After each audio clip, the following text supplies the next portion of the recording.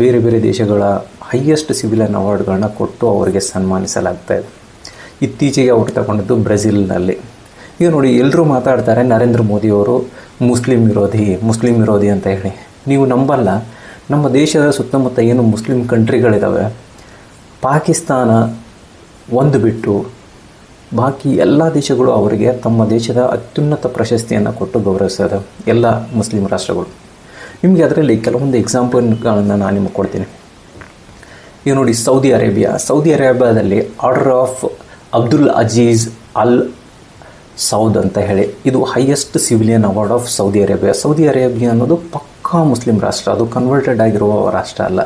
So ಅವರು ನರೇಂದ್ರ ಮೋದಿ ಅವರಿಗೆ highest civilian ಅವಾರ್ಡ್ನ ಕೊಡ್ತಾರೆ. ಅದ್ರ ಜೊತೆಗೆ Afghanistan state order of Ghazi Amanullah Khan, ಇದು ನಾವು ಹೇಗೆ ಭಾರತದಲ್ಲಿ ಭಾರತ ರತ್ನ ಅಂತ ಹೇಳ್ತೀವಿ, ಸೊ ಆ ರೀತಿಯಲ್ಲಿ ಆ ದೇಶಗಳು ಕೊಡುವಂಥವ ಹೈಯೆಸ್ಟ್ ಅವಾರ್ಡ್ ಇದು. ಹಾಗೆ ಪ್ಯಾಲೆಸ್ತೀನ್ ವಿರೋಧಿ ಅಂತ ಹೇಳಿ ಕೆಲವೊಬ್ಬರು ಮಾತಾಡ್ತಾರೆ ಭಾರತವನ್ನು. ಪ್ಯಾಲೆಸ್ತೀನ್ ಕೂಡ ಭಾರತದ ಪ್ರಧಾನಿಗಳಿಗೆ ತಮ್ಮ ಅತ್ಯುನ್ನತ ನಾಗರಿಕ ಪ್ರಶಸ್ತಿಯನ್ನು ಕೊಟ್ಟು ಸನ್ಮಾನಿಸಿದೆ. ಅದರ ಹೆಸರು ಏನಂದರೆ grand collar of the state of Palestine ಅಂತ ಹೇಳಿ. ಅದ್ರ ಜೊತೆಗೆ UAE ಯುನೈಟೆಡ್ ಅರಬ್ ಎಮಿರೇಟ್ಸ್, ಅದು ಆರ್ಡರ್ ಆಫ್ ಜೈದ್ ಅಂತ ಹೇಳಿ ಹೈಯೆಸ್ಟ್ ಸಿವಿಲಿಯನ್ ಅವಾರ್ಡ್ನ ನರೇಂದ್ರ ಮೋದಿ ಅವರಿಗೆ ಕೊಡ್ತಾರೆ. ಅದ್ರ ಜೊತೆಗೆ Russia, Maldives, Bahrain, Fiji, Papua New Guinea, Egypt, France, Bhutan, Kuwait, Dominica, Guyana, Barbados, Cyprus, Trinidad and Tobago, Brazil, Namibia. ಇದರಲ್ಲಿ ಈ ಕೊನೆಗೆ 4-5 ಹೆಸರೇನು ಹೇಳಿದೆ, ಅವೆಲ್ಲ ಬರೀ 15 ದಿನಗಳಲ್ಲಿ ನರೇಂದ್ರ ಮೋದಿಯವರಿಗೆ ಸಿಕ್ಕಂಥ ಹೈಯೆಸ್ಟ್ ಸಿವಿಲಿಯನ್ ಅವಾರ್ಡ್ಸ್. ಏನಂತೀರಿ ಇದ್ರ ಬಗ್ಗೆ? ಯಾರಾದರೂ ಸುಮ್ಮನೆ ಕೊಡ್ತಾರೆ ಅವಾರ್ಡ್ಗಳನ್ನ? ಅವ್ರಿಗೇನಾದರೂ ತಲೆ ಕೆಟ್ಟಿದೆಯಾ ಸುಮ್ಮನೆ ಅವಾರ್ಡ್ಗಳನ್ನ ಕೊಡೋದಕ್ಕೆ?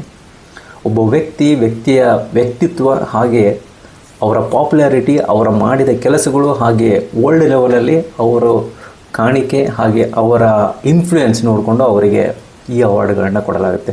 ನಿಮಗೆಲ್ಲ ಗೊತ್ತಿದೆ, ಇತ್ತೀಚೆಗೆ ನಾನು ಯುದ್ಧ ನಿಲ್ಲಿಸಿದೆ ಶಾಂತಿಯನ್ನು ತಂದೆ ಅಂತೇಳಿ ಏನು ಟ್ರಂಪ್ ತಮ್ಮನ್ನ ತಾವು ನೊಬೆಲ್ ಪ್ರಶಸ್ತಿಗೆ ನಾಮಿನೇಟ್ ಮಾಡ್ಕೊಳ್ಳೋದು ಹೆಚ್ಚಾಗಿ ಕಾಣ್ಬರ್ತಾ ಇದೆ. ಆದರೆ ಈ ಗ್ಲೋಬಲ್ ಸೌತ್ ಅಂತ ಏನು ಹೇಳ್ತೀವಿ ನೋಡಿ, ಗ್ಲೋಬಲ್ ಸೌತ್ ಇದರಲ್ಲಿ ನಿಮಗೆ ಆಫ್ರಿಕಾ, ಅಟ್ಲಾಂಟಿಕಾ, ಆಮೇಲೆ ಏಷ್ಯನ್ ಕಂಟ್ರೀಸು ಬರುತ್ತೆ. ಇದರಲ್ಲಿ ಎಲ್ಲಿ ಇಂಡಸ್ಟ್ರಿಯಲ್ ಡೆವಲಪ್ಮೆಂಟ್ ಕಡಿಮೆ ಇದೆ ಇವರೆಲ್ಲ ಸೇರಿಕೊಂಡು ಗ್ಲೋಬಲ್ ಸೌತ್ ಅಂತ ಹೇಳಿ ಕರೀತಾರೆ. ಅದರಲ್ಲಿ ನರೇಂದ್ರ ಮೋದಿ ಅವರ ಇನ್ಫ್ಲುಯೆನ್ಸ್ ತುಂಬ ಹೆಚ್ಚಾಗಿದೆ. ಹಾಗೆ ಅವ್ರ ಜೊತೆಗೆ ಬೈಲ್ಯಾಟ್ರಲ್ ರಿಲೇಷನ್ಶಿಪ್ ತುಂಬ ಚೆನ್ನಾಗಿ ಮೇಂಟೈನ್ ಮಾಡಿದ್ದಾರೆ.